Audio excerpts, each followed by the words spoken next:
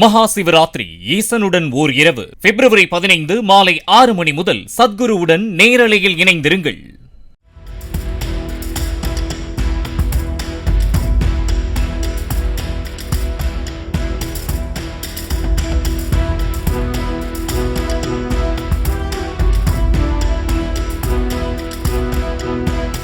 ராமநாதபுரத்தில் மீனவரை கழுத்தை நெரித்து கொன்றுவிட்டு தடுக்கி விழுந்து உயிரிழந்ததாக நாடகமாடிய மனைவியும் மகனும் தாங்களாகவே காவல் நிலையத்தில் சரணடைந்தனர்.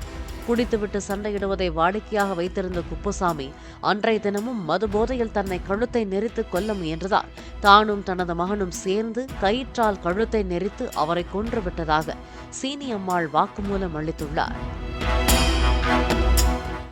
மகா சிவராத்திரி ஈசனுடன் ஓர் இரவு பிப்ரவரி 15 மாலை 6 மணி முதல் சத்குருவுடன் நேரலையில் இணைந்திருங்கள்.